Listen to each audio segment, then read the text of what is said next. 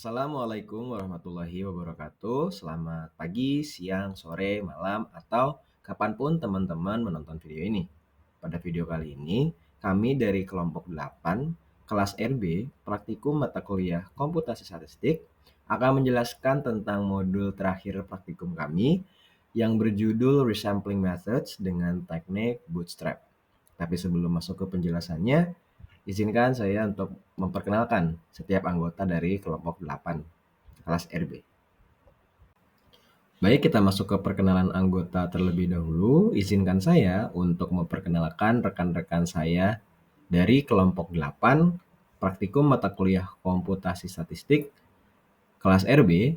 Jadi kami beranggotakan yang pertama ada Berliana Enda Putri dengan NIM akhir 065. Yang kedua ada Marleta Cornelia dengan NIM akhir 092. Yang ketiga ada Uliano William dengan NIM akhir 098. Kemudian yang terakhir dengan saya sendiri, Sahid Maulana dengan NIM akhir 109. Baik, kita masuk ke bagian yang pertama. Baik, kita masuk ke bagian selanjutnya. Jadi ada beberapa teknik resampling atau mungkin bisa dibilang cukup banyak ya. Tetapi pada praktikum mata kuliah komputasi statistik ini, kita hanya akan mempelajari fokus kepada dua teknik atau metode. Yang pertama ada jackknife, di mana itu sudah kita pelajari pada praktikum sebelumnya. Kemudian yang kedua ada ya bootstrap, metode bootstrap yang kita pelajari dengan atau pada praktikum kali ini, modul kali ini. Nah, kapan sih ini tuh teknik sampling ini tuh digunakan? Jadi kita bisa gunakan ketika kita yang pertama ingin menurunkan model statistik, kemudian yang kedua model statistik kita terlalu rumit, kemudian yang ketiga model yang mungkin tidak cukup valid, kemudian yang keempat ukuran presisi yang akurat dalam model statistik hanya dimungkinkan dengan besar N. Kurang lebih pada situasi tersebutlah kita bisa menggunakan teknik resampling ini. Nah, jadi intinya metode bootstrap itu apa sih? Nah, metode bootstrap adalah metode resampling yang memungkinkan kita untuk memperkirakan distribusi statistik dengan mengambil sampel berulang kali. Jadi kita mengambil sampel itu berulang-ulang, teman-teman. Dari data yang ada melalui proses pengambilan sampel dengan pengambilan sampling with replacement gitu. Jadi sampling kemudian kita ganti gitu. Kurang lebih seperti itu untuk pengertiannya. Kita masuk ke bagian selanjutnya. Oke, kita masuk ke bagian selanjutnya. Yang pertama ada contoh visualisasi pada bagian atas saya ya, di mana di situ terdapat dua buah lingkaran atau dua buah sampel. Yang pertama itu ada original sampel, yang sebelah kanan itu ada hasil setelah dilakukan teknik resampling dengan metode bootstrap. Nah, gimana cara atau langkah-langkahnya supaya dari original sampel yang seperti itu menjadi hasil yang seperti demikian di bagian yang teman-teman bisa lihat di bagian kanan ya, lingkaran yang sebelah kanan. Nah, langkah-langkah atau prosesnya itu yang pertama itu kita ambil sampel dari data asli dengan mengambil sampelnya secara acak dengan pengembalian atau sampling with replacement. Nah, ini berarti beberapa elemen itu bisa muncul lebih dari sekali dalam sampel baru. Nah, seperti teman-teman bisa lihat di contoh visualisasinya, dari original sampel yang kurang lebih hanya ada 8 digit ya, teman-teman. Nah, itu jadi lebih banyak dan kalau kita perhatikan ada beberapa angka yang memang muncul beberapa kali atau berulang begitu. Kemudian yang kedua, hitung statistika dari sampel bootstrap. Nah, setelah kita buat samplingnya, itu kita hitung teman-teman. Hasil dari sampling tersebut kita hitung statistika deskriptifnya. Misalnya dari rata-ratanya atau mean, kemudian nilai tengah atau median, kemudian standar deviasi, dan sebagainya. Dari sampel hasil teknik sampling dengan metode bootstrap yang tadi.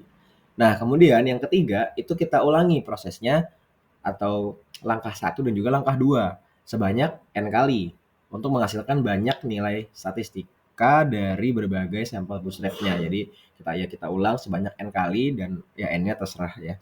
Teman-teman bisa inisiasi sendiri seperti itu. Kemudian yang keempat, yang terakhir analisis distribusi statistikanya dengan menggunakan distribusi dari nilai-nilai statistik yang diperoleh untuk memperkirakan ketidakpastian dari estimatornya.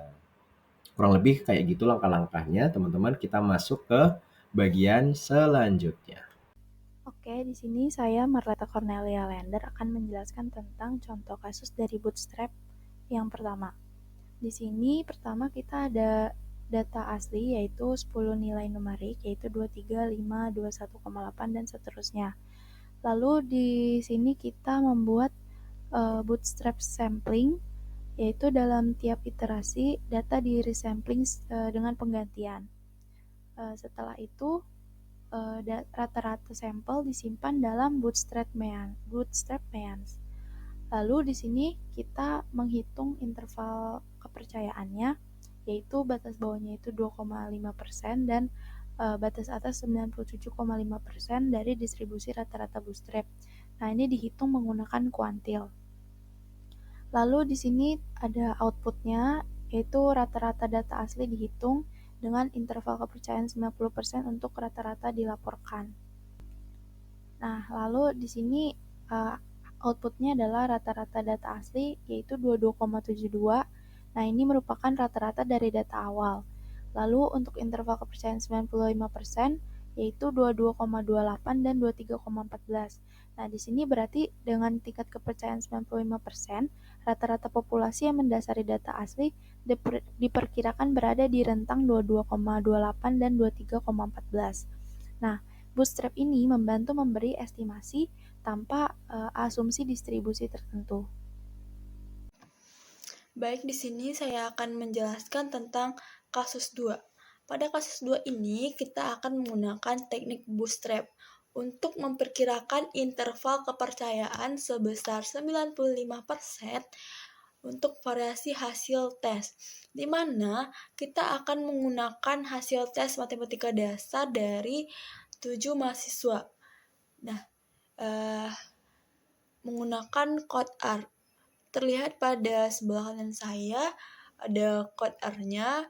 Nah, pertama-tama untuk membuat code R dari kasus 2 tersebut, kita memasukkan data nilai dari 7 mahasiswa tersebut. Lalu kita menggunakan set sheet. Terus selanjutnya kita gunakan parameter bootstrap-nya, di mana di sini kita lakukan n iterasinya sebanyak 1000. Lalu selanjutnya kita menyimpan hasil bootstrap-nya menggunakan numerik, di mana di dalam parameter numerik itu ada n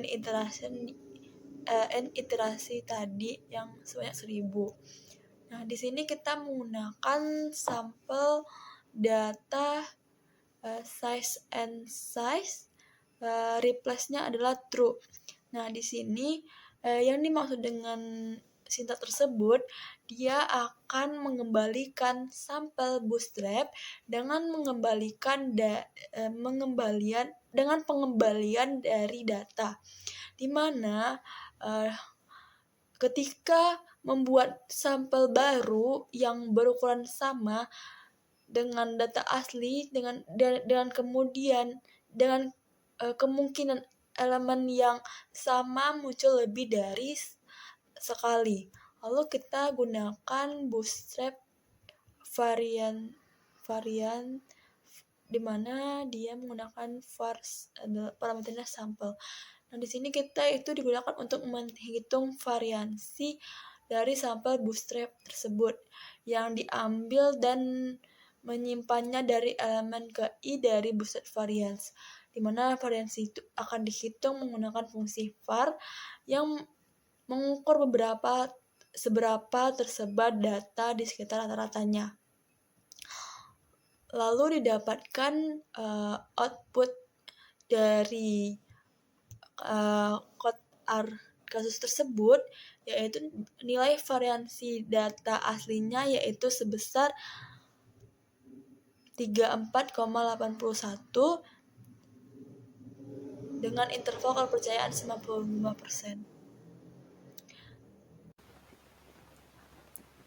Nah, jadi seperti yang bisa kita lihat di sini, variabel X itu yang berisi nilai vektor 160 dan sebagainya. Terus vektor Y atau variabel dependennya yang memiliki nilai 50, 60 dan sebagainya. Terus lalu di situ ada set sheet 1, 2, 3. Ini tuh buat kayak ngejamin hasil bootstrapnya itu tetap sama, jadi setiap kodenya dijalanin. Nah, dia bakal ngasilin sampel acak yang dapat direproduksi. Nah, selanjutnya bisa kita lihat di sini ada n iterations yang 1000 itu dia tuh untuk nentuin jumlah iterasi bootstrap yaitu 1000 kali. Nah, jadi semakin besar nilai ini, semakin akurat hasil aproksimasi interval kepercayaannya. Nah, terus ada yang n_size long x itu. Nah, dia tuh di sini itu untuk panjang data asli, yaitu untuk ukuran sampel atau jumlah pasangan dari nilai X dan Y-nya.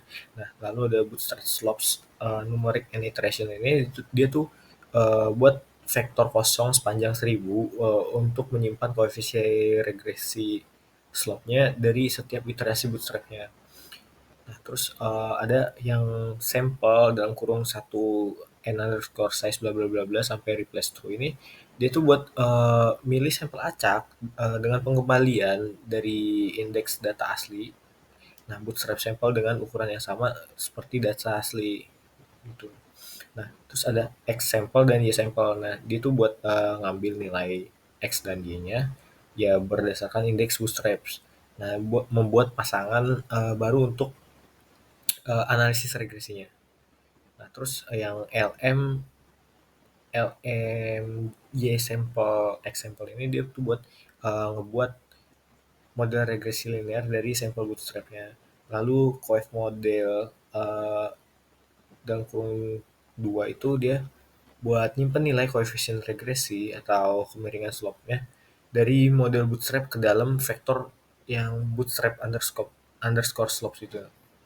Nah, terus selanjutnya bisa dilihat kita di sini ada kuantil dalam kurung bootstrap slopes 0,0025 ini itu dia nilai kuantil ke 2,5% dari distribusi bootstrap slopes sebagai batas bawah interval kepercayaan 95% ya. Lalu yang selanjutnya kuantil bootstrap slopes 0,975 ini itu nilai kuantil ke 97,5% dari distribusi bootstrap slope. Nah, sebagai batas atas interval kepercayaan 95% ya. Nah, lalu bisa kita lihat di sini ada yang coef dalam kurung LMYX dalam kurung 2 ini itu buat ngitung koefisien regresi slope untuk data aslinya, nah tanpa bootstrap. Nah, lalu untuk hasil interval kepercayaannya itu dia nampilin batas bawah dan batas atas interval kepercayaan 95% dari distribusi bootstrapnya. Nah, bisa dilihat outputnya seperti berikut. Mungkin sekian penjelasan dari kelompok kami, kurang lebihnya mohon maaf. Assalamualaikum warahmatullahi wabarakatuh. Terima kasih. Gimana nih teman-teman penjelasan dari kami tentang teknik resampling dengan metode bootstrap berdasarkan modul 10 praktikum mata kuliah komputasi statistik kali ini. Ya, semoga dapat dipahami ya teman-teman.